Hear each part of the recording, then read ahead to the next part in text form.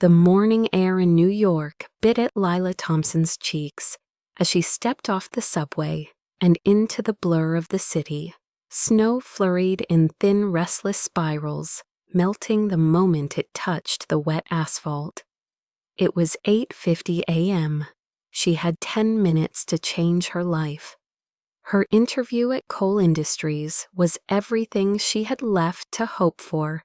After 3 months of rejection letters and bank notices, she could already feel her hands trembling inside her gloves as she crossed 7th Avenue, rehearsing what she would say to the hiring manager. Then the world fractured with a sound she would never forget. Tires screamed. A metallic crash split the air. A bicycle skidded across the slick street, and a man's body hit the ground with a sickening thud. Time slowed. People gasped but didn't move. The man lay crumpled near the curb, his head striking the ice blood, seeping into the snow like red ink spreading on paper. For a split second, Lila froze too. Her heart pounded as she glanced between her watch and the fallen stranger. The voice in her head whispered coldly, "If you run now, you might still make it." Her throat tightened. She had 10 minutes to change her life, or save someone else's. She dropped her purse and ran to him. "Sir, can you hear me?" she asked, her voice shaking. No answer. His pulse fluttered weakly against her fingers. "Someone call 911, she shouted, but no one moved. Phones were out, but no one dialed. Their faces were masks of indifference. Lila tore off her scarf and pressed it against the wound on his forehead. The crimson stain bloomed fast, soaking through the fabric, warm and sticky, against her hands. "Stay with me, please, just stay with me," she whispered, fighting tears. Snowflakes landed on his lashes. A siren wailed faintly in the distance. Kneeling in that street, surrounded by the smell of gasoline and iron, she felt small and utterly powerless. She could hear her own heartbeat louder than the traffic. "It's okay, help is coming," she murmured, though her breath came in uneven gasps. The man's eyes flickered open, for an instant pale gray and unfocused, then they closed again. The ambulance lights reflected in her eyes as emergency responders arrived. "Ma'am, step back," one of them said, but she couldn't move until another EMT gently took her arm. She stumbled backward, her knees weak, watching as they lifted the man onto a stretcher. "He'll make it right?" she asked. The medic gave her a brief nod, but no promise. A police officer approached with a clipboard. "Name Lila Thompson," she answered, her voice trembling. "You did good staying with him, ma'am. Most people don't." She nodded numbly as he took her statement. The ambulance doors slammed shut. The flashing red lights disappeared into the gray morning. The world resumed its noise as if nothing had happened. A bus honked. A woman cursed at a taxi. Somewhere a street vendor shouted over the steam of roasted nuts. Lila stood in the middle of it, all shaking, scarf-gone hands covered in someone else's blood. She looked at her phone. 9:18. The interview was over before it began. She opened her email app out of reflex. A new message blinked at the top of her inbox. "Thank you for your interest in Coal Industries. We've decided to move forward with another candidate. We wish you the best in your career search." The words blurred as her eyes filled. She let out a breath she didn't realize she'd been holding, half a laugh, half a sob. The irony burned. She had just saved someone's life and lost her chance to fix her own. Around her, the city kept moving. No one noticed the girl who'd chosen compassion over ambition. The snow began to fall heavier now, coating the sidewalk in soft white. She sank down on the curb, ignoring the wet cold soaking through her skirt. Her gloves were stained dark. She rubbed her palms together, but the blood wouldn't come off. Doing the right thing shouldn't hurt this much, she whispered. The wind swallowed her words. A man brushed past without looking at her. Cars hissed over the slush. Somewhere nearby, a church bell rang 9:30. She pulled her coat tighter, staring at the spot where the man had fallen. The blood was already gone, washed away by melting snow. For a moment, she wondered if she had imagined it all. But the ache in her hands said otherwise. She stood up slowly and started walking. Her reflection followed her in every puddle. She passed a woman who had done something good but felt punished for it. The city around her was merciless towers of glass, catching the light like cold diamonds. The subway roared beneath her feet. She thought of the man's face, of how his chest had barely moved under her hands. She had saved him, she was sure of it. And yet it felt like she had lost something she could never replace. The snow thickened. Her phone buzzed again, another rejection email. She silenced it. Somewhere far off, a siren wailed again, the same lonely pitch. She didn't know that the sound would follow her for days, echoing in her dreams, until the night when a knock would bring it all back. For now, all she could do was keep walking, her breath white in the frozen air, her hope as fragile as the snow melting on her lashes. The subway ride back to Brooklyn felt longer than usual that morning. Every sound was amplified. The screech of the wheels on metal, the hum of fluorescent lights, the low murmur of passengers scrolling through their phones. Lila sat hunched in her seat, her scarf missing her gloves still damp. Her mind kept replaying the image of the man's head hitting the ground, the color of blood against white snow. Her heart told her she had done the right thing. Her reality whispered otherwise. By the time she reached her stop, the snow had turned to slush. Brooklyn felt quieter, harsher, more honest than Manhattan. She climbed the narrow stairs of her apartment building, a faded brownstone with paint peeling from the railing, and mailboxes full of overdue notices. Inside her unit, the radiator hissed, but the air remained cold enough to see her breath. The apartment was one room too small, one paycheck away from gone. She tossed her coat on the couch and dropped onto the bed. The silence pressed heavy until the sound of the refrigerator kicking in startled her. She opened her laptop on the kitchen table. The Wi-Fi connected sluggishly. She opened her bank app and winced. Her checking account showed $47.29.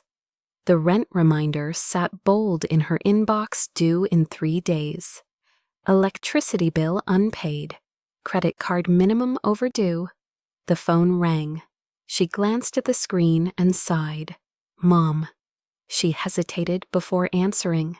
Hey, sweetheart, I was just thinking about you.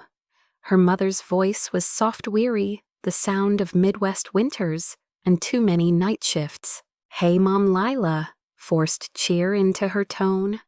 I'm fine, just got home from an interview. Oh, honey, how did it go? Did they offer you the job? Lila stared at the blood-stained gloves on the counter. Not exactly, I missed it. Something came up. You missed it, her mother repeated. Lila, that was the big one, right? Yeah, but it's okay, really. You sound tired, her mother said gently. Why don't you come home for a while? You could help out at the library until something else turns up. Mom, I can't. I need to keep trying. Something will work out. A pause hummed on the line. You get that from your father, you know, stubborn as a mule. Just promise you're eating. I am Lila lied. I'll call you tomorrow. Okay, love you. After hanging up, she sat still staring at nothing. The hum of the refrigerator filled the silence. Outside, the sky dimmed into that pale blue gray that meant another storm was coming. She switched on the TV for noise. The first headline that appeared froze her in place. Tech billionaire Ethan Cole hospitalized after a cycling accident downtown. She blinked the name repeating in her mind. Ethan Cole, founder and CEO of Cole Industries, the very company she had hoped to interview with. The camera cut to footage from the scene, flashing lights, crowds of bystanders, and a glimpse of the man on the stretcher. Him. The man she had saved. Her hand went to her mouth.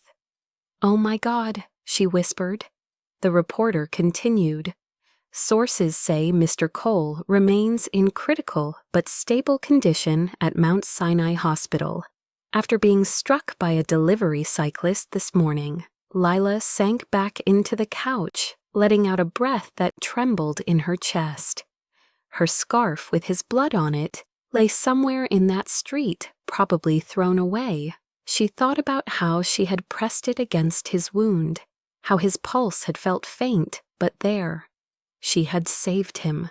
She had saved a billionaire. The absurdity hit her all at once, and she let out a hollow laugh. "Of course," she said to the empty room, "I save a billionaire and still can't pay rent." Her phone buzzed with an email alert. Another rejection, another polite no wrapped in corporate empathy. She opened her laptop and began searching for more listings, typing until her fingers ached. Customer service assistant, data entry, temp work, anything. By midnight, she had sent 27 applications. Her resume looked the same every time, polished, hopeful, desperate. The cursor blinked like a heartbeat at the end of her cover letter. She closed the laptop and leaned back in her chair. The radiator rattled, then went quiet again. The only light came from the TV, still replaying the same footage of Ethan Cole's accident. She stared at the screen at the man whose life had collided with hers in the most literal sense. Somewhere out there, he was lying in a hospital bed, surrounded by doctors and machines. Somewhere out there, she was invisible to him, a nameless face he might never remember. And yet her life was forever tied to that single moment. She rubbed her eyes, exhaustion washing over her like a tide. Doing the right thing shouldn't hurt this much, she whispered again. Outside the window, snow began to fall again, this time softer, slower, like the city had decided to forgive itself for the morning's cruelty. The light from the street lamp bled through the frosted glass, painting her walls in pale amber. She turned off the TV and sat in the quiet. Her thoughts drifted to the man's eyes, the brief flicker before he lost consciousness. There had been something in them, not fear exactly, but confusion, a kind of disbelief that someone had stopped. She wondered if he had a family who waited for him tonight. She wondered if they even knew her name. The cold deepened. She pulled her thin blanket around her shoulders and curled up on the couch. The sound of snow against the window mixed with the faint siren echo somewhere in the city. It was the same tone as before, the one that had marked the moment her life shifted. She closed her eyes. For a brief second, she imagined a knock at the door, a voice thanking her, a chance to rewrite the morning. But no one came. Only the wind filled the silence. Her laptop chimed softly, a low battery warning flashing on the screen. She ignored it. The room dimmed to shadows. In the distance, church bells marked midnight. She thought of her mother's words, "Come home, honey," but she couldn't. Not yet, because something deep inside her whispered that this story wasn't finished. Not yet. The last thing she saw before sleep took her was the glow of the TV, replaying Ethan Cole's name one more time, as if the universe was making sure she wouldn't forget. 2 days passed gray and identical, stitched together by the sound of falling snow and the endless hum of radiators. Lila spent most of them staring at her laptop, refreshing her inbox as if one message could suddenly rewrite her future. None did. The world outside her window felt distant, muted by winter, as though life itself had gone into hiding. On the morning of the third day, a soft but insistent knocking echoed through her apartment. At first, she thought she imagined it, a sound folded into the noise of the city, but it came again clearer this time. 3 measured knocks. She hesitated, clutching the blanket tighter around her shoulders. No one ever knocked on her door unless it was bad news. She peeked through the peephole. A woman stood there in a tailored black coat, her posture composed and businesslike, a folder tucked under one arm. Her hair was tied back neatly, and her shoes didn't belong anywhere near Brooklyn slush. Lila opened the door an inch. Yes, she asked cautiously. Ms. Thompson, the woman said, her tone calm but direct. My name is Claire Navarro. I'm with Cole Industries. Mr. Ethan Cole would like to meet with you. The words seemed unreal, like hearing her own name in a dream. What she breathed. Mr. Cole? The man from the accident, Claire nodded. Yes, he's asked for you personally. How did you find me? Lila asked instinctively, glancing around her tiny apartment, as if her poverty might be contagious. Hospital records and witness reports, Claire said matter-of-factly. You left your name with the EMTs. Mr. Cole wanted to thank you in person once he was stable enough to meet. Lila blinked, her thoughts tumbling over one another. Is he okay? Recovering, Claire said. He insisted on this meeting today. We have a car waiting downstairs. Lila looked down at herself, old sweater leggings hair pulled into a messy bun. She laughed nervously. I'm hardly dressed for meeting a billionaire. Claire's lips twitched in the faintest of smiles. Mr. Cole isn't concerned with appearances, Ms. Thompson. But if you'd like a few minutes to prepare, we can wait. 10 minutes later, Lila stepped into the hallway in her best attempt at presentable a navy coat, with a missing button-worn boots and a scarf borrowed from her neighbor. The limousine parked outside looked impossibly out of place. On her street, its polished black surface gleaming beneath the gray sky. Inside, the air smelled faintly of leather and cedar. She sat silently as the city rolled by, outside the tinted windows, her reflection ghosting across skyscrapers. Claire broke the silence. Mr. Cole appreciates what you did. He doesn't usually reach out personally, but in this case, she paused. You made an impression. I didn't do anything special, Lila murmured, watching the streets blur past. I just stopped. Sometimes, Claire said softly, that's everything. The car turned into the private drive of a glass tower that pierced the clouds. The words Cole Industries glowed in silver above the entrance. Security guards nodded as the limousine pulled up. Claire led her through the marble lobby, past mirrored elevators and a reception desk, where everyone looked like they belonged to another world entirely. At the top floor, the elevator opened into a vast sunlit penthouse. Floor-to-ceiling windows framed the skyline, and the city sprawled endlessly below. Lila felt small, not in a belittling way, but in the way one feels when standing at the edge of something larger than themselves. Claire gestured toward a sitting area near the window. Mr. Cole will see you now. Lila's breath caught when she saw him. Ethan Cole sat in a sleek black wheelchair, his leg in a cast-a blanket draped neatly across it. His face was pale but striking sharp lines softened by exhaustion. His eyes, though those were the same ones she remembered, gray and steady, now focused entirely on her. Ms. Thompson, he said, his voice low and even but warm. Thank you for coming. Lila stood awkwardly by the chair opposite him. You didn't have to. I'm glad you're okay.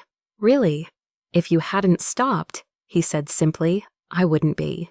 She tried to deflect with humor. You're exaggerating. I just called 911. No, Ethan replied, a faint smile touching his lips. Security footage shows dozens of people walked by. Only one stopped. The way he said it made her chest tighten. He wasn't flattering her. He was stating a truth he couldn't quite understand. I was on my way to a job interview, she said quietly. I missed it. Ethan's expression shifted, guilt flickering across his features. At Coal Industries, I assume. Her eyes widened. How did you? I asked. He interrupted gently. And I owe you more than an apology. I owe you a chance to make that loss right. She frowned. I don't understand. I run a charitable branch called the Coal Foundation, he explained. We focus on career recovery, job placement, and retraining programs. It started after the pandemic when too many good people lost everything. I want you to join us. Temporarily if you wish. Administrative work, event coordination. Something flexible while you figure out your next step. Lila shook her head in disbelief. You're offering me a job because I stopped to help you. No, Ethan said. I'm offering it because you did what no one else did. You cared, and that's exactly the kind of person I want working with me. The sincerity in his tone disarmed her completely. She wanted to argue to tell him she wasn't qualified or worthy, but the exhaustion of the past months caught up all at once. I don't know what to say, she whispered. Say yes, he replied softly. We'll handle the rest later. There was a pause long enough for the city to fill it with its muted hum. Finally, she nodded. Okay, yes. Ethan exhaled, as if he'd been holding his breath. Good. Claire will handle your onboarding. Start next week, part-time for now. We'll see where it goes. As she stood to leave, Ethan's voice stopped her. One more thing he said, his tone gentler now. I wasn't conscious when you helped me, but the paramedics told me what you did. You risked your own chance at a better life to save mine. I won't forget that. Their eyes met for a moment that felt longer than time. Then she smiled faintly. Maybe fate doesn't pay in cash, she said. It pays in chances. Ethan's lips curved into a small, genuine smile. Then let's make sure you get yours. As the elevator doors closed behind her, Lila caught one last glimpse of him, the man whose life had collided with hers, and whose gratitude was about to change everything. Outside the city gleamed with winter sunlight, and for the first time in months, she didn't feel invisible. Something inside her whispered that this was only the beginning. The following Monday, Lila stood in front of Coal Foundation's glass doors, the building reflecting the pale winter sunlight like a mirror of new beginnings. She smoothed her borrowed blazer, took a deep breath, and stepped inside. The air smelled faintly of coffee and cedar polish. The receptionist, a cheerful young man with an earpiece, smiled at her with the kind of professional warmth that made her feel slightly out of place. Ms. Thompson, Mr. Cole's expecting you. He directed her to the elevator that led straight to the foundation's floor. As the doors closed, she caught her reflection in the mirrored walls. She still looked like herself, ordinary, cautious, and unsure, but something in her eyes had changed. Hope, maybe, or disbelief. The elevator opened to a modern workspace bathed in natural light. Desks lined with neatly stacked files, a coffee bar in the corner, people moving with quiet efficiency. Claire Navarro greeted her sharp as ever in a cream suit. Welcome, Ms. Thompson. Follow me. Claire led her to a small office overlooking the city skyline. A desk, a monitor, a vase with fresh lilies. This will be your workspace. You'll assist with administrative coordination and project scheduling for the Foundation's Job Recovery Initiative. You'll also report directly to Mr. Cole when needed. Lila blinked. Directly to him, yes. He prefers to stay involved with all major projects, especially those related to post-layoff recovery. You'll learn quickly that he's hands-on sometimes to a fault. Lila smiled faintly. Noted. The first few days passed in a blur of orientation packets, spreadsheets, and scheduling calls.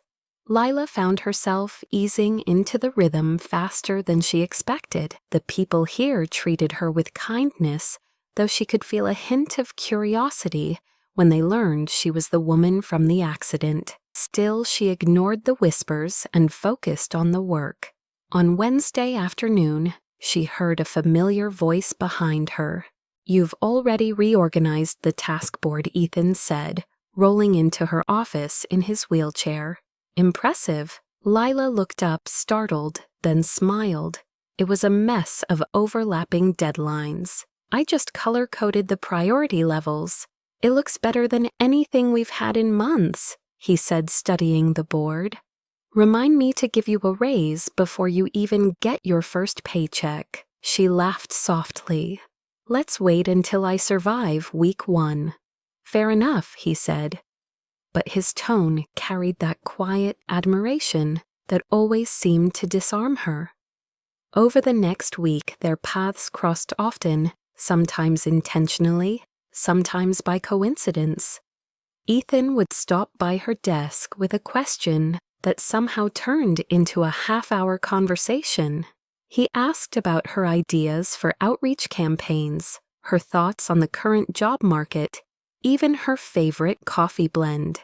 He had a way of listening that felt rare, focused, patient, as if her words mattered more than the noise of the world. One afternoon, as they reviewed files together, she caught him staring at the scar near her wrist. A small mark she'd gotten years ago in a warehouse job. "Does it still hurt?" he asked quietly. She blinked. "No, not really. Sometimes in winter, maybe. Why, it just looks like something you earned the hard way." She looked down at the papers to hide her reaction. "Most good things are." A silence lingered between them, not uncomfortable but fragile, like something unspoken was taking shape. Days turned into weeks. Ethan slowly transitioned from wheelchair to crutches, then to walking short distances on his own. Each step came with stubborn determination. Lila found herself helping him, sometimes not because he asked, but because she wanted to. One evening after everyone had left, she stayed late finishing a proposal. She didn't realize Ethan was still there until she heard his voice. "You should go home, you know. It's almost 9. Just need to fix this summary section," she said without looking up. "It's messy." He chuckled. "So am I. Yet here we are." She smiled despite herself. "You're not messy, Mr. Cole. You're just human." He leaned against the doorway, watching her. "You can call me Ethan. I think you've earned that much." "All right, Ethan," she said, tasting the name like a secret. "Good," he said softly before adding, "You really don't regret helping me, do you?" Her fingers froze on the keyboard. "No," she said after a moment, "but I wish doing the right thing didn't cost so much." His expression softened. "I understand that more than you think." She glanced at him, sensing the weight behind his words. "You lost something too, didn't you?" "Before the accident." He hesitated. "A lot of things. Some I let go of. Some I didn't mean to." "Like what?" He smiled faintly, almost ruefully. "Trust." She closed her laptop.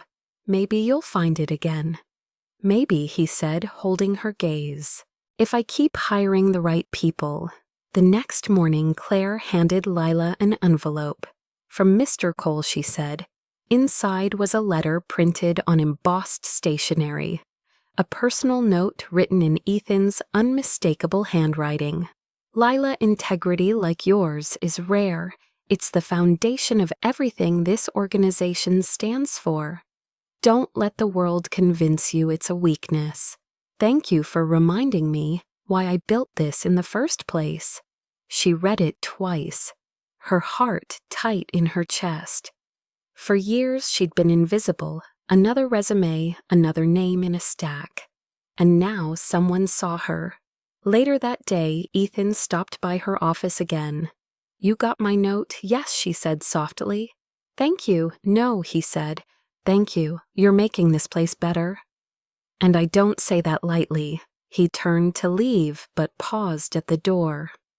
"By the way, how's your mother? You mentioned she works nights." She blinked. "She's okay. Why, we're starting a pilot program for families impacted by layoffs in smaller towns," he said. "If she ever needs it, we can help her find better work." The kindness in his voice caught her off guard. "You don't have to, I know," he interrupted. "But sometimes doing the right thing is worth the cost." She stared at him as he walked away, realizing he had just repeated her own words back to her. That night, as she left the office, the city lights glimmered like constellations across the glass towers. For the first time in a long while, she didn't feel like she was surviving. She felt like she was living again.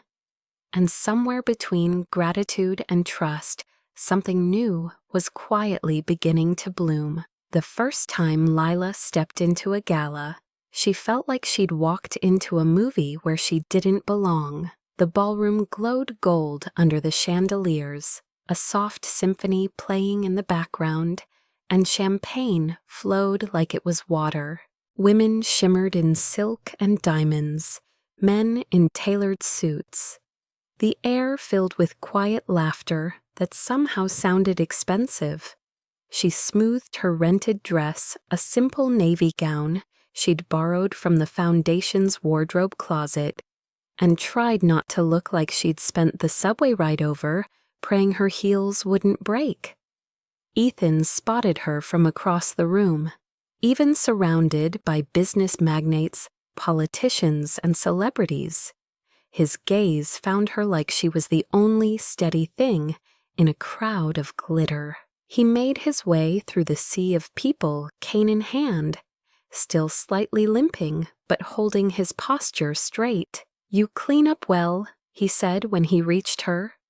She smiled nervously. "Thanks. I hope this dress doesn't look too plain. Everyone here sparkles like they came out of a jewelry catalog." "That's why you stand out," he said simply, and she wasn't sure how to respond to that. The gala was for the Foundation's annual fundraiser, an event Lila had helped organize from the ground up. She'd stayed late every night, preparing the presentation slides, the seating charts, the donor thank you packets. It wasn't her world, but she'd made it work. "Relax," Ethan murmured as they took their seats. "You've done more for this event than anyone else here. Just enjoy it." She laughed softly. "You say that like you don't own the place. Sometimes owning it means you get the least enjoyment out of it," he said, half joking, half honest. The night unfolded in a whirl of speeches and polite applause. When Ethan took the stage, the room hushed instantly. He spoke about the power of second chances, about rebuilding after loss, about humanity being the real currency of success. His voice carried warmth instead of authority. Then, to Lila's surprise, his tone softened, and finally he said, scanning the crowd, "I want to acknowledge someone in this room tonight who reminded me of what we stand for. Her name is Lila Thompson, the woman who saved my life when she didn't have to." A murmur swept through the crowd. Dozens of heads turned. Lila froze in her seat, her hands clasped in her lap, heat flooding her cheeks. In a city where everyone's too busy to stop, Ethan continued she did. And that single act changed more than one life, including mine. Applause erupted, cameras flashed. She smiled weakly, wishing the floor would open and swallow her whole. When the event ended, she escaped to the balcony needing air. Snowflakes drifted like soft ash under the night sky. Manhattan glittered below, alive and endless. You did well in there. Ethan's voice came from behind her. She turned. You didn't tell me you were going to say that. Would you have come if I did? Probably not, she admitted. He smiled faintly. Then I made the right choice. They stood side by side in silence for a moment, the cold air curling between them. Lila finally said, You really shouldn't have put me in the spotlight like that. Why not? You deserve credit. I'm not used to people looking at me, she said softly. Not for anything good, anyway. They're looking because you remind them what decency looks like, he replied. She looked at him, then his face half lit by the city's glow, and felt something unfamiliar stir in her chest. Inside the event buzzed with conversation. As they re-entered the ballroom, a group of guests approached reporters among them. Mr. Cole, one of them, called, Is this the woman who saved you? Ethan placed a hand at the small of her back, steady but respectful. Yes, he said, that's her. And who is she to you now? Another asked, cameras raised eyes gleaming with curiosity. Ethan didn't flinch. The woman who reminded me that not every hero wears a title. That's all anyone needs to know. The flashbulbs went wild. Within hours, the quote was online headlines, multiplying like wildfire. The girl who saved a billionaire. The next morning, the foundation's office buzzed with chatter. Social media was exploding with hashtags, photos, theories. Lila stared at her phone in disbelief. Her face blurred in some images, clear in others, was everywhere. This will fade, Ethan assured her when she walked into his office. The news cycle moves fast. I don't know, she said, holding up her phone. Seems like they're obsessed with this fairy tale narrative. They'll forget, he said, but his tone was softer than conviction. Will you? She asked. He looked up at her, meeting her gaze. No, I won't. For a heartbeat, silence filled the space between them. Then she smiled and left before her heart gave away too much. Later that afternoon, as she was packing up to leave, she overheard two employees whispering near the break room. You know, Mr. Cole used to be one of the top investors at FutureWorks, right? One said. The same company that laid off half their staff after the merger. No way, the other replied. Wasn't that the company that went under a year ago? Yeah, he sold his shares just before it collapsed. Lucky timing, huh? The words hit her like ice water. FutureWorks, her old company. The one that had gone bankrupt and taken her career down with it. The one where she'd spent 3 years trying to prove herself, only to be laid off without severance. And now Ethan Cole. The man she'd saved. The man she'd started to trust. Could it be the same Ethan Cole who'd profited while her life fell apart? She walked out of the building that evening, numb, her mind spiraling. Maybe his act of kindness wasn't redemption, but guilt. Maybe he'd known all along. The city lights blurred as she stepped into the street, her breath sharp in the cold. She wanted to believe there was a mistake, that this was someone else, another investor, another Ethan. But her instincts whispered otherwise. That night she searched online until her fingers cramped. Articles confirmed it. Ethan Cole had once been a major shareholder at FutureWorks. She read and reread the headlines, tech investor exits before massive layoffs. Her stomach turned. Every act of kindness he'd shown her suddenly felt colored by pity. Every conversation replayed in her head, recontextualized through betrayal. The next morning, when Ethan arrived at the foundation, she couldn't even meet his eyes. He noticed immediately. "Is something wrong?" he asked quietly. "No," she said flatly, not looking up from her desk. But later, when he passed her in the hall, she couldn't hold it in any longer. "Why didn't you tell me?" she said sharply, her voice trembling. He paused, caught off guard. "Tell you what, that you were part of FutureWorks," she said. "The company that destroyed hundreds of lives, including mine. You made money off it, didn't you?" His eyes darkened with something between shock and pain.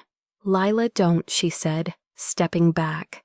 "Don't tell me this whole thing wasn't just your way of easing your conscience." He was silent for a long moment, the air heavy between them. "You deserve the truth," he finally said, "but it's not what you think." "Then tell me what it is." "I fought them," he said quietly. "I resigned the day they started cutting your team. I tried to stop it. I lost, and I've spent every day since trying to fix what I couldn't then." Her breath caught. She wanted to believe him, but the wound was too fresh, the disbelief too deep. "You could have told me. I wanted to," he said, voice raw. "But I didn't want to be another man who defined your pain." She stared at him, her heart a storm of anger and confusion. Then she turned and walked away, her heels echoing down the marble floor. Ethan stood alone in the hallway watching her go. Snow fell quietly outside the windows, blanketing the city that never stopped breaking hearts and mending them again. That night, Lila sat by her window phone, buzzing with more headlines, more noise. She turned it off and stared into the dark. Somewhere out there, a man she wasn't sure she could trust anymore was probably doing the same. And though she didn't know it yet, this fracture, this collision of two worlds, was only the beginning of something far deeper than betrayal. It was the start of truth. Lila avoided Ethan for the next 3 days, throwing herself into work, with the kind of intensity that numbed rather than healed. She arrived early, left late, kept her head down, and smiled mechanically when colleagues greeted her. The once warm foundation office now felt like a maze of glass and shadows. Even the city beyond the window seemed colder. Every time she caught sight of Ethan's office door, her stomach tightened. She told herself she wasn't angry, just disappointed, foolish, for thinking people like him could understand people like her. On the 4th day, Ethan appeared at her doorway. He didn't knock. He just stood there, one hand braced on the frame, exhaustion lining his face. "We need to talk," he said quietly. "About what?" she replied, not looking up from her computer. "You know what?" she sighed, closing her laptop. "There's nothing to talk about. I know who you are now." "Then maybe you should hear who I was," he said. The softness in his tone caught her off guard. She looked up, her eyes narrowing. "You were part of FutureWorks. You made millions before it collapsed. While we were packing up our desks and begging for references, you were probably signing another deal." Ethan flinched not at her words, but at the truth behind them. "You're right. I was part of it, but not the way you think. I tried to stop the layoffs, Lila. I fought the board for weeks. The day they went through with it, I resigned and liquidated everything. I never touched a cent of that profit." "Then why didn't you say that sooner?" she demanded. "Because I didn't want to make excuses," he said, his voice breaking slightly. "I wanted you to see who I've become, not who I was." Silence hung between them, fragile and sharp. Lila leaned back in her chair, crossing her arms. You really expect me to believe that? No, he admitted, but I'm asking you to listen. He limped closer, each step deliberate. Do you know why I started this foundation? Because of what I saw back then. People like you, hardworking, honest, crushed by the greed of people like me. I thought money could fix it. Then I realized money doesn't fix people. People fix people. His words landed softly but deeply. Lila wanted to hold on to her anger, to the righteous wall she'd built, but it cracked a little. You make it sound so simple. It isn't, he said. It's the hardest thing I've ever tried to do. Her gaze softened, but she turned away. You don't understand what it's like. I lost everything. My job, my savings, my confidence. I couldn't even afford to come home for Christmas that year. And the company you helped build caused that. Ethan nodded slowly. You're right again, and I can't change that past, but I can tell you what it did to me, my wife. He stopped, swallowing hard. She was the first to tell me to walk away from it all. She said, success that costs someone else's dignity isn't success. I didn't listen soon enough. She died of heart failure 2 months later. Stress, exhaustion, guilt, maybe all of it. I've been trying to honor her ever since. Lila froze. The bitterness in her chest gave way to something else. Empathy, reluctant, but real. I didn't know, she said quietly. You weren't supposed to, he replied. That's the point of redemption. It's not about being seen. It's about doing the work anyway. They stood in silence, the hum of the office, filling the space between confessions. Outside, snowflakes spiraled in lazy circles against the glass. Then faintly from the street below came the wail of an ambulance siren. Ethan's body tensed instantly. His hand gripped the edge of her desk, knuckles white. His breathing quickened uneven. Ethan, she said softly, rising to her feet. His eyes were distant panic flooding them. I can't. She didn't hesitate. She came around the desk and placed a hand over his. It's okay, she whispered. You're safe. It's not that day. It's just a sound. He closed his eyes, his breathing ragged. Every time I hear it, he murmured, I see it again. The street, the snow, the blood. Then look at me, she said gently. You're here. You're alive. That's what matters. Slowly, his eyes found hers. The panic began to fade, replaced by gratitude and something deeper, unspoken. You shouldn't have to do this, he said hoarsely. Neither should you, she replied. They stayed like that for a long moment, the world outside moving on, while theirs stood still. Then he straightened, shaky but calmer. Thank you, he said quietly. You don't have to thank me, she replied, her voice barely above a whisper. Just breathe. For the rest of the day, neither mentioned what happened. But something had shifted, an invisible line of understanding, drawn between two people who carried different scars from the same storm. That night, Lila sat by her window, again unable to stop thinking about him. About the way his voice trembled when he spoke of his wife, about the way he looked when he said redemption. She realized she wasn't angry anymore, just sad for both of them. The next morning she arrived early. Ethan was already there, standing by the window, with a cup of coffee staring at the skyline. Morning, she said softly. He turned, smiling faintly. You're early. Couldn't sleep, she said, half joking. Thought I'd get a head start. I should be the one saying that, he replied. You've already done more than I asked. You gave me a chance, she said. It's only fair I do something with it. You're doing more than that, he said. You're proving why this place exists. Their eyes met, and for a second neither looked away. There was a stillness that felt almost sacred, the kind that exists only between two people who have seen each other at their weakest, and chosen to stay. "Lila," he said finally, "I meant what I said the other day. I can't undo the past, but I want to build something better. And I want you to be part of it. Not just as an employee, as a partner in this mission." She blinked. Partner in purpose. He clarified quickly, though his voice faltered slightly at the word. "We're expanding the foundation. You'd oversee the community initiative. You've lived it. You understand it." She hesitated. "You really trust me with that, more than I trust most," he said simply.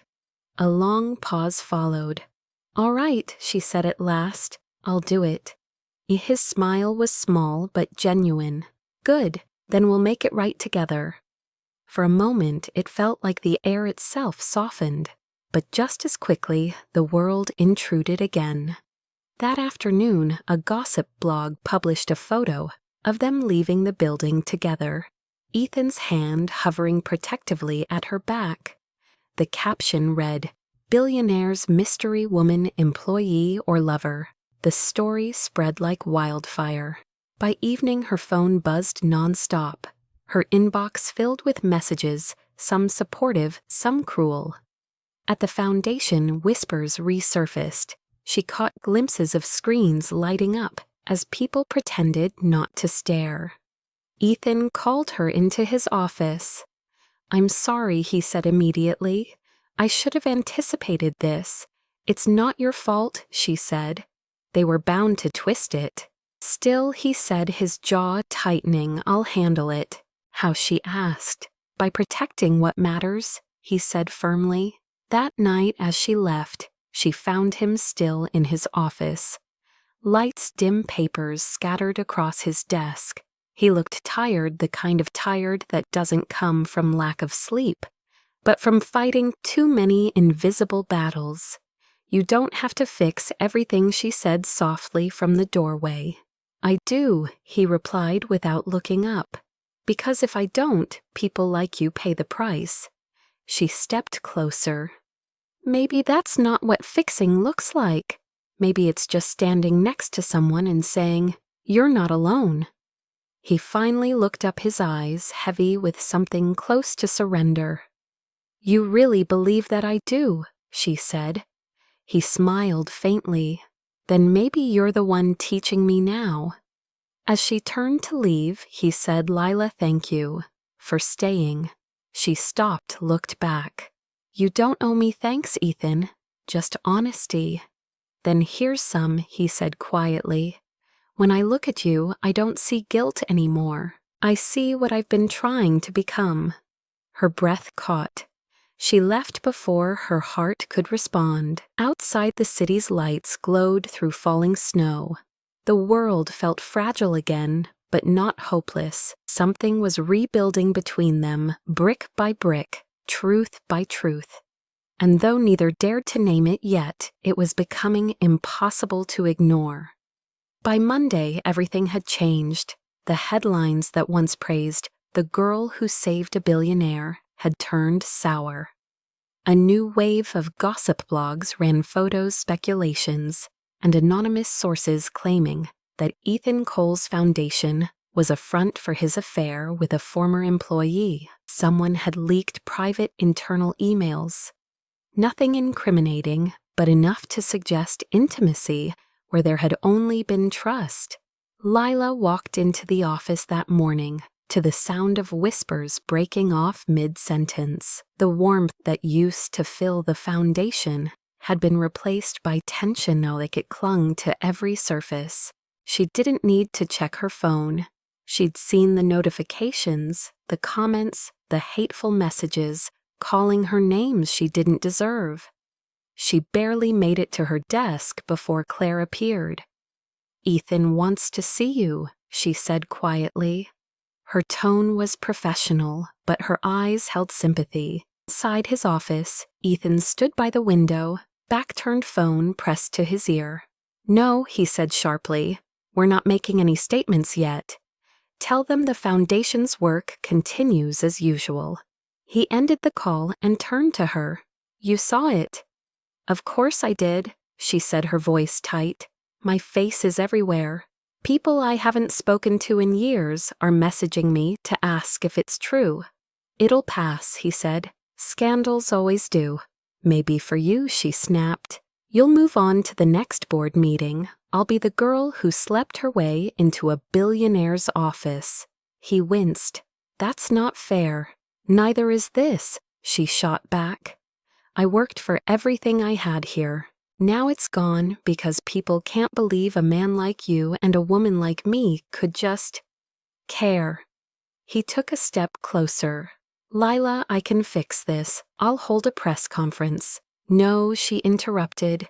That'll only make it worse. Every word will be twisted, every look dissected. Then what do you want me to do? He asked helplessly. Tell me the truth, she said. Did you ever feel anything for me? Or was this all gratitude dressed up as charity? The question hit him like a physical blow. Lila, I don't, she said, her voice trembling. If you have to think about it, then I already know. He tried to reach for her hand, but she stepped back. The distance between them suddenly felt wider than the skyline outside. Take some time off, he said finally, his tone carefully neutral. Let things settle. I'll handle the rest. Her eyes filled, but she refused to let them fall. So I'm the problem now. That's not what I meant, he said quickly. It's exactly what you meant, she replied softly. He looked like he wanted to say more, but no words came. The silence that followed was the cruelest sound she'd ever heard. She left his office without another glance, the click of her heels echoing through the hall like punctuation marks to an unfinished sentence. That afternoon, she packed her things. No one stopped her. A few watched from their desks with guilt in their eyes, but no one spoke. She didn't blame them. No one wanted to get caught in a storm that didn't belong to them. Outside snow was falling again, thick, heavy flakes that melted the moment they touched her coat. She hailed a cab and gave the driver her address, though she barely recognized her own voice when she spoke. As the taxi pulled away, she looked up at the Cole Foundation building one last time. Lights glowed in the top-floor windows, his floor. For a moment, she wondered if he was standing there watching the same snowfall, wishing he'd said something different. But then the light changed and he disappeared from view. That night, the city felt cruel. Headlines continued to multiply, each more invasive than the last. Someone had posted a photo of her entering a restaurant with Ethan weeks ago, captioned dinner date or business meeting. Another article dug into her past, speculating about her family, her debts, even her ex-boyfriends. She turned off her phone, threw it across the couch, and sat in the dark. Doing the right thing shouldn't hurt this much. She whispered the same words she'd spoken the day she lost her interview. It was like life had come full circle, but crueler this time. Because now she'd tasted hope before losing it again. Across town, Ethan sat alone in his penthouse. His phone buzzed non-stop. PR teams, lawyers, board members. Each one with advice. Step back. Issue a statement, distance yourself from her. He ignored most of them. Instead, he poured a drink, though the glass sat untouched on the table. He stared at the city lights, his reflection fractured in the glass. She thinks I used her, he murmured to no one. Claire entered quietly, her tone careful. You should rest. The board's meeting tomorrow. They want me out, he said flatly. They want stability, she corrected, and they think you've become a distraction. Maybe they're right, he said bitterly. You built this place, Ethan. Don't let gossip destroy it. I built it for people like her, he said, and now she's gone. Claire hesitated, then added softly, she believed in you. Maybe that still matters. He didn't answer. The next morning, Ethan walked into the boardroom knowing what awaited him. Cameras flashed outside. Reporters shouted questions. Inside, the atmosphere was clinical, corporate, devoid of empathy. The chairman spoke first. "Mr. Cole, we appreciate your contributions, but your recent media attention has jeopardized the foundation's reputation. The board recommends a temporary leave of absence." Ethan's jaw tightened. "You're asking me to step down?" "For the good of the organization," the chairman replied, "until the situation calms." "And what about her?" Ethan asked. "The woman you're all whispering about. The one who did nothing wrong." "She's not our concern," another board member said. Ethan's gaze darkened. Then maybe that's the problem. He stood, ignoring the murmurs that followed, and walked out without another word. The elevator ride down felt endless. By the time he reached the street, the snow had turned to rain. He didn't call for a car, he just walked. Hours later, soaked and exhausted, he found himself standing in front of her building. He didn't go in. He just stood there watching the light from her apartment flicker against the curtains. He raised his hand once, almost to knock, but stopped. She needed space, he told himself. Space to hate him, to heal, maybe to forget. He lowered his hand and stepped back into the night. Upstairs, Lila sat on the couch, staring at the door without knowing why. For a second, she thought she heard something, a faint knock perhaps. But when she looked through the peephole, the hallway was empty. Only silence and the hum of the city beyond. She closed her eyes, pressing her palms together. "You were there," she whispered, though she didn't know if she meant the accident, the job, or everything that came after. "You were there, but not with me." Outside, Ethan walked away, under the rain, the city swallowing him whole. Both of them felt the same ache, the one that comes not from losing love, but from realizing it had been real all along, and they'd let the world tear it apart. A month passed, though. To Lila, it felt longer, the kind of slow, heavy time that presses down until days and nights blur together. She found a part-time job at a community center in Queens, helping people write resumes and apply for unemployment assistance. The irony wasn't lost on her. She'd become one of them again, back where she started trying to help others survive a system she no longer believed in. Every now and then, she'd see Ethan's name flash across a headline. Cole steps down amid scandal. Billionaire CEO silent on alleged relationship. But then one morning, a different headline appeared. Cole Foundation continues work under interim director. There was no mention of him, no photos, no statements. He'd vanished from the public eye. The world had already moved on, and yet she couldn't. She told herself she didn't miss him, just the work, the purpose, the feeling that maybe good things were possible again. But sometimes when she walked home late from the community center and saw the skyline glowing across the river, she would catch herself looking for the light in his penthouse window. It was always dark now. One evening, after locking up the office, she sat in the quiet break room scrolling through her inbox. A new message appeared, sent from an unfamiliar address. "You might want to see this." It was a link to a live stream. She hesitated, then clicked. The image filled the screen, a press conference. Ethan stood at a podium, pale but steady, wearing a dark suit that looked slightly too loose, like he'd lost weight. Cameras flashed, reporters leaned forward. "I want to make a statement," he began, voice calm but raw. "For weeks, the media has asked the same question. Who is she to you? I've avoided answering because I didn't want to feed the spectacle. But today I'm here to say, she is not what they called her.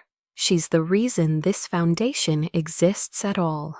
She reminded me that humanity doesn't need wealth to matter.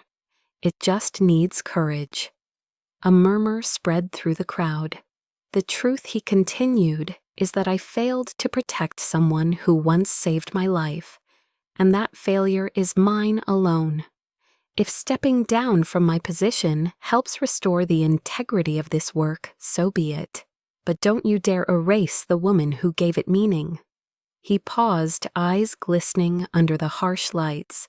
Her name is Lila Thompson, remember it. The reporters shouted questions, but he walked away without another word.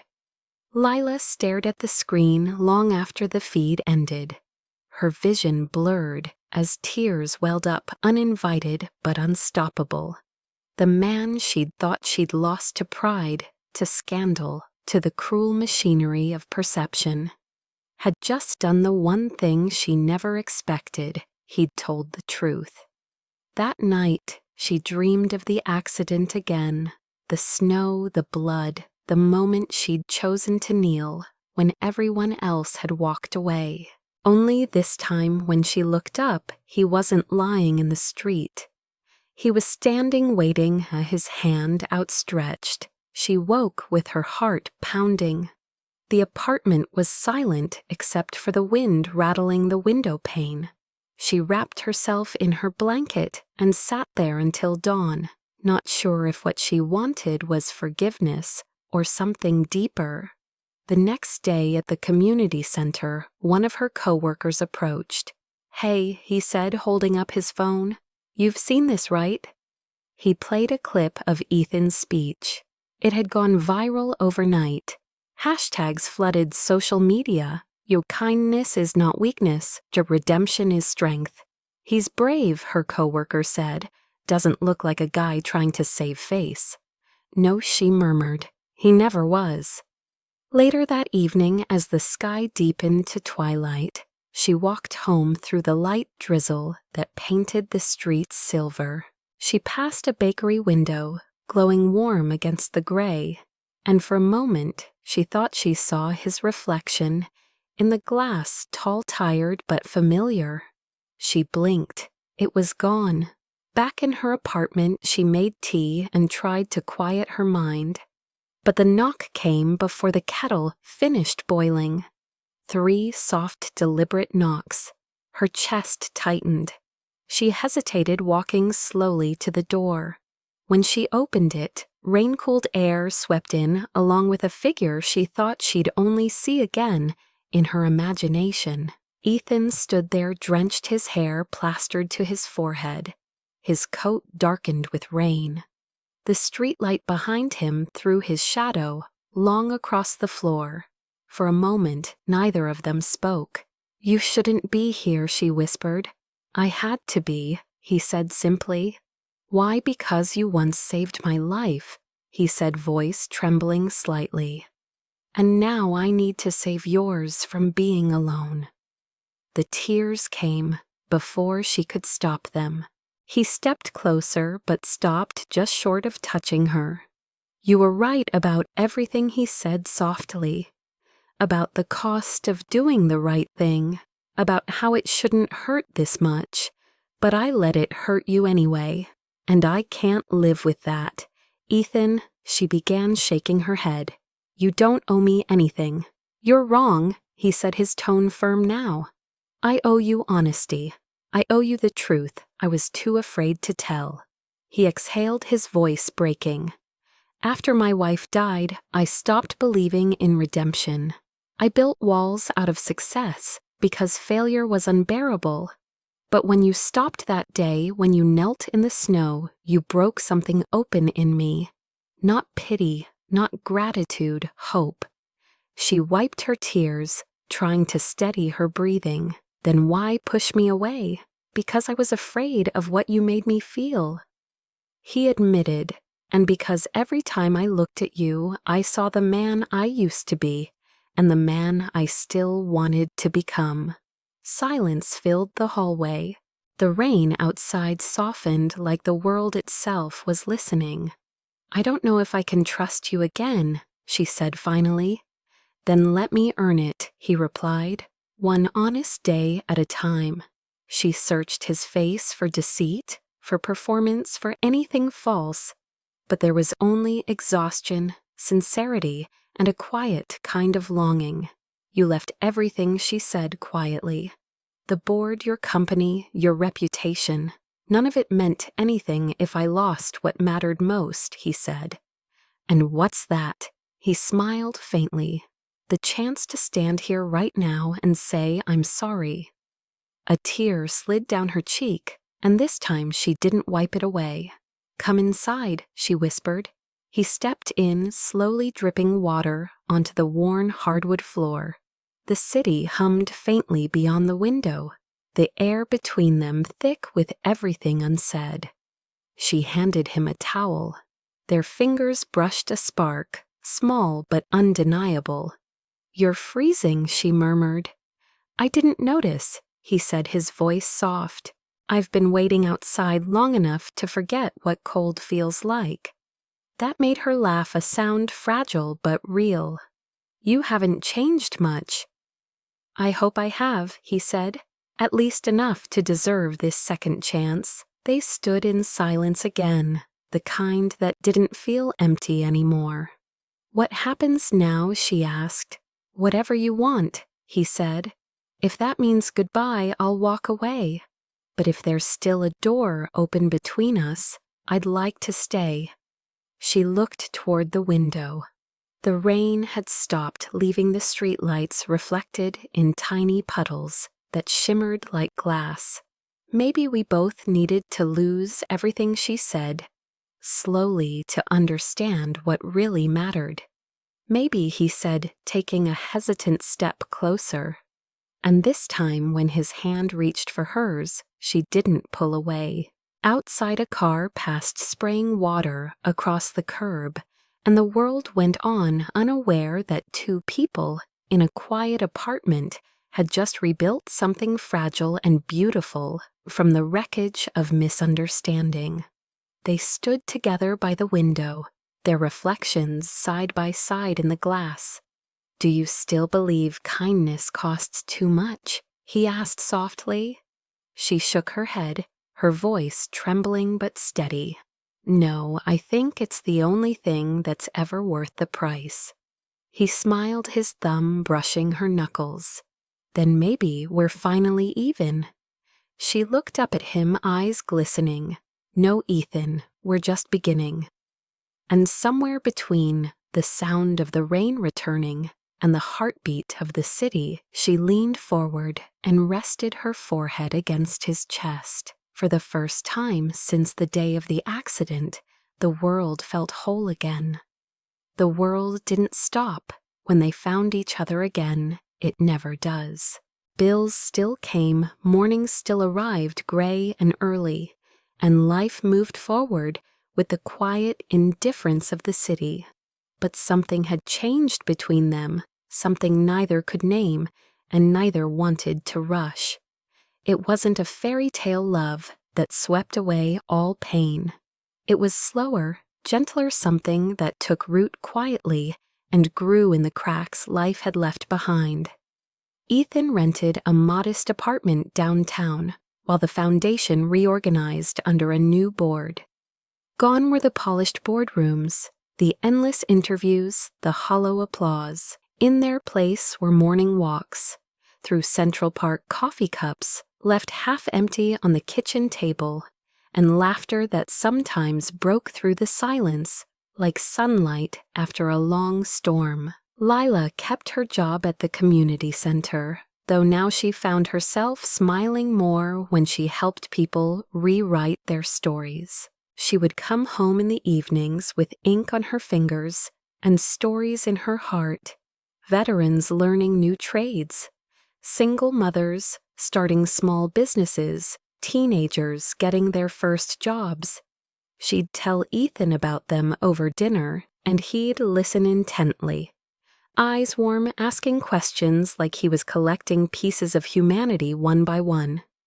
He in turn spent his days building a smaller, quieter version of what he once had. No press releases, no shareholders, just partnerships with local shelters and retraining programs. He refused to put his name on anything. "If it helps people, that's all the credit I need," he told her one night, as they sorted donated coats in the center's hallway. She watched him tie a scarf around a worn jacket with surprising tenderness, and she thought this is who he was meant to be all along.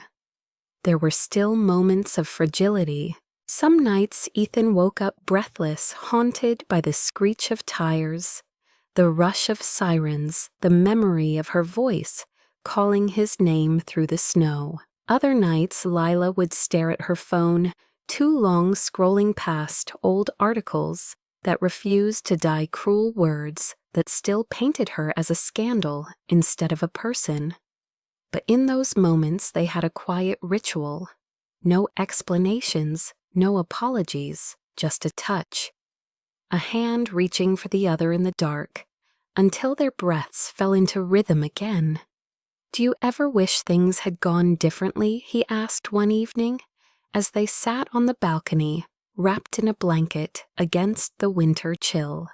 "Sometimes," she admitted, "but then I think about who we'd be if they had, and I realize I wouldn't trade what we have now." Even after everything, because of everything, she said softly, "You can't rebuild without first knowing what it's like to lose." He looked at her eyes glinting in the city's golden reflection. "You make it sound like suffering is beautiful." "Not beautiful," she said. "Necessary." He smiled, and for the first time in a long while there was peace in it. Weeks passed. Spring began to tease its way into the city, shy but persistent. Tulips bloomed along the sidewalks, and the light softened. One morning, Lila found Ethan already awake, making coffee. "You're up early," she said, yawning. "Big day," he replied. "Come with me, where you'll see." He led her across the park to an old brick building she hadn't noticed before. Inside, volunteers were setting up folding chairs and banners. A sign near the door read, "The Renewal Project, Employment Opportunities for the Displaced." "You're reopening it," she said, realization dawning. "The foundation." "A version of it," he said, "without the noise, without the headlines. Just work that matters." She turned to him, pride and affection mingling in her chest. "You did this quietly. That's how the best things grow," he said, smiling. She laughed softly. "Like us." The event went beautifully. Ethan gave a short speech. Nothing rehearsed, nothing grand. He talked about kindness, about resilience, about second chances. When he finished, he didn't step off the stage right away. Instead, he looked down at her in the front row, his gaze steady and sure. "And there's someone here who reminds me every day that the smallest act can change everything," he said. "Lila, this wouldn't exist without you." She shook her head slightly, embarrassed but touched. "You always say that," she whispered when he joined her afterward. "And I'll keep saying it until it stops being true," he replied. Their lives settled into a rhythm, quiet, imperfect, but deeply human. They spent Sundays cooking, sometimes badly, sometimes beautifully. They learned each other's small habits, the way she hummed when she was deep in thought, the way he counted his breaths before speaking when something mattered. Love didn't come as fireworks, but as something steadier, a soft flame that refused to go out. One late afternoon, they sat in the park watching the world move around them, families laughing, dogs chasing frisbees, strangers taking photos of cherry blossoms. Ethan reached into his coat pocket and pulled out a small box. "What's that?" she asked. "Nothing fancy," he said, opening it to reveal a simple silver ring. "I thought about doing this in a restaurant or under the stars or at some gala where everything sparkles, but then I realized we've already had." Enough of the world watching us. I just want this to be ours." Her breath caught. "Ethan, you don't have to answer now," he said quickly. "I just needed you to know that what started as a moment of kindness became the only thing that ever made sense to me." She stared at him, tears gathering, a smile breaking through. "You really think I'd make you wait after that speech?" He grinned, eyes crinkling. "So that's a yes." "It's a yes," she said, laughing through her tears. He slipped the ring onto her finger, simple, perfect, real. Around them the city carried on oblivious. A child dropped an ice cream, a couple argued about directions. Somewhere a street musician began to play an old jazz tune. Life didn't pause for them, but in that moment it felt like everything aligned anyway. They married quietly a few months later. No press, no guests beyond a handful of people who'd seen the worst of both of them and stayed. The ceremony was held in a small chapel near the Hudson where sunlight streamed through stained glass and painted their faces in colors that didn't need words. When the officiant said, "You may kiss the bride," Ethan whispered, "You already saved me once." She smiled. "Guess we're even now." He shook his head, voice barely audible. "Not even, just right." Afterward, they walked hand in hand to the riverbank, where the wind carried the scent of salt and spring. They didn't talk about the past. They didn't need to. Months later, as summer faded into fall, the renewal project flourished. The foundation had helped hundreds find new jobs, and every letter of gratitude that arrived on Lila's desk felt like another piece of healing for both of them. One morning, as they sat in the small cafe across from their new office, Ethan reached for her hand and said, "Do you realize something? You never stopped being the girl who saved me. You just keep doing it in different ways." She smiled softly. "And you never stopped being the man who knocks on doors, even the ones you're afraid to open." He squeezed her hand, his voice warm with quiet affection. "That's the only kind worth opening." They finished their coffee in silence, sunlight slanting across their table. The world outside bustled as usual, impatient, restless, alive. But inside time seemed to slow, folding gently around two people who had learned that love isn't about rescuing or redemption. It's about staying. And as the day faded into a golden evening, Lila rested her head on his shoulder, eyes closing in peace. For the first time in years, there was no fear of loss, no noise from the past, only the calm rhythm of two hearts that had finally found their home in the quiet. A year later, New York glowed under the soft light of early winter. The streets dressed in garlands and quiet anticipation. Snow had started falling again, the same way it did the day everything began. From their apartment window, Lila watched the flakes drift past the glass, her reflection merging with the city lights. Beside her, Ethan was on the couch, reading through a stack of proposals for the foundation's next expansion. He looked different now, not just healthier, but lighter. The man who had once carried entire skyscrapers of guilt on his shoulders had learned slowly to live without the weight. "They want to name the new training center after you," he said, looking up. "The board insists." She turned toward him, amused. "The Lila Thompson Center. That sounds like a retirement home." He grinned. "Then I guess we'll both be spending plenty of time there." She shook her head, smiling. "No names, Ethan. We agreed this isn't about us." "I know," he said softly. "But sometimes the world needs a face to remember what good looks like." "Then let it be 1,000 faces," she replied. "Everyone we've helped, everyone who's still trying." He studied her for a moment, admiration, hidden in the quiet curve of his smile. You always did have the better answer. A knock sounded at the door. They exchanged a glance, gentle laughter between two people who'd once built an entire story on that sound. Ethan stood open the door and was greeted by a gust of cold air and a small boy no older than 10. His cheeks were red from the wind, and he clutched a worn envelope. "Hi," the boy said nervously. Are you Ms. Thompson?" Lila stepped forward, crouching slightly. "Yes, that's me. What's wrong?" "My mom told me to ask if there's still help at the renewal place," he said. She lost her job last week." Ethan's expression softened instantly. "What's your name, buddy? Leo?" the boy said, glancing between them. "Well, Leo," Lila said kindly, "you came to the right place." She stood extending her hand toward the living room. "Come in, it's warm here." Leo hesitated, then nodded, stepping inside. The snow melted off his jacket, dripping onto the mat. "Mom said to tell you thank you if you could help," he said quietly.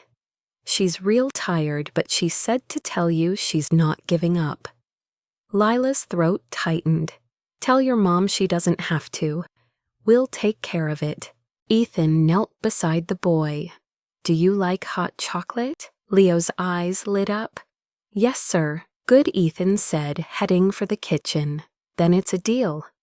While the cocoa steamed on the stove, Lila sat with Leo and helped him fill out a form for his mother. His handwriting was crooked but careful, and his concentration reminded her of herself. All those years ago, trying so hard to get everything right, even when the world felt stacked against her. When Leo left, clutching a note with the foundation's address, Lila stood by the window again. Snow was still falling. "Do you ever think," she asked softly, "that maybe we were meant to end up here? Not at the top, but right here where people knock, and we just open the door." Ethan joined her, sliding an arm around her waist. "Every day, I used to think kindness was weakness," she said, eyes still on the street. "That stopping for someone meant falling behind. That caring meant losing.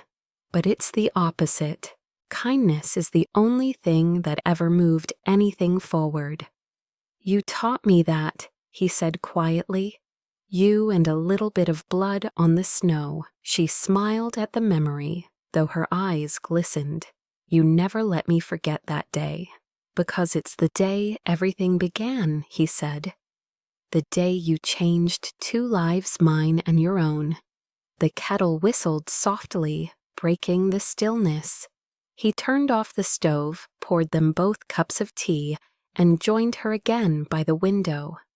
Outside, the city lights shimmered like stars caught in glass. "You ever wonder," he murmured, "how many people walked past that day? How many saw and didn't stop?" "Maybe it doesn't matter," she said. "All it takes is one person to make a different choice." "One person," he repeated, nodding. "That's how everything starts." Later that week, Lila was invited to speak at a magazine event titled The Power of Kindness. She nearly declined public speaking, still made her nervous, but Ethan insisted. "You're not just telling your story," he said. "You're reminding people that it's still possible." The event was held in a modest auditorium, not a grand hall. No red carpets, no spotlights, just people, nurses, teachers, volunteers, single parents, ordinary heroes who understood what it meant to choose compassion in a world that didn't always reward it.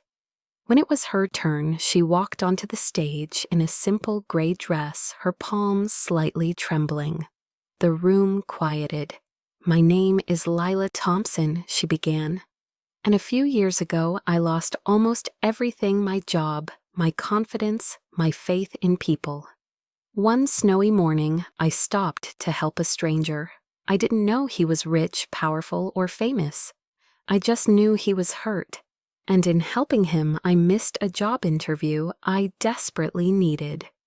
A ripple of recognition spread through the audience. That choice cost me, she continued.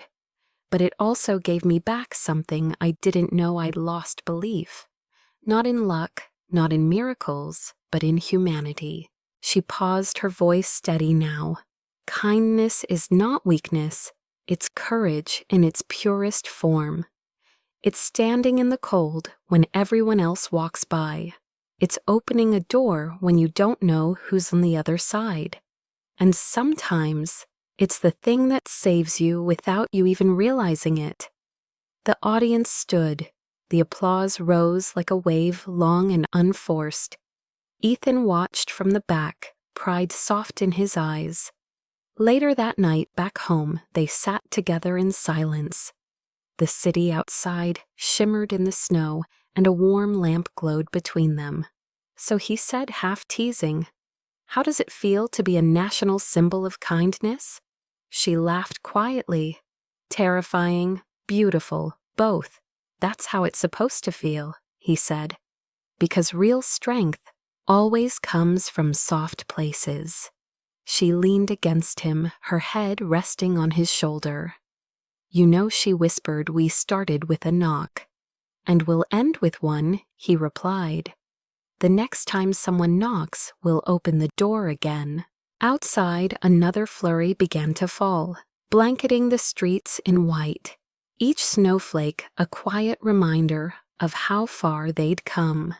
Somewhere below, a woman hurried through the cold with her son, unaware that the people in the warm apartment above once stood exactly where she was.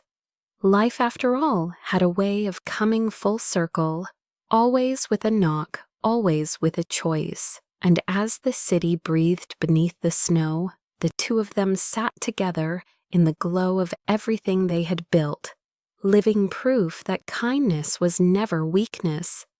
It was, and always would be, the strongest thing in the world. If this story touched your heart, even a little, pause for a moment before you scroll away. Because somewhere out there, someone's walking through their own snowstorm right now, carrying too much, believing no one would stop for them. Maybe you're that person. Maybe you've been Lila once, doing the right thing and getting hurt for it. Or maybe you've been Ethan, hiding behind success because failure felt unbearable. Either way, this story isn't just fiction, it's a mirror. At Emma's Stories, we tell tales like this because kindness deserves a place in storytelling again. In a world that celebrates the loudest, we choose to remember the quiet acts that save lives, the small hands that stop the bleeding, the voices that say you're safe now, the hearts that forgive instead of flee. These are the moments that make humanity still worth believing in. So if you're still watching, take this as your sign you matter.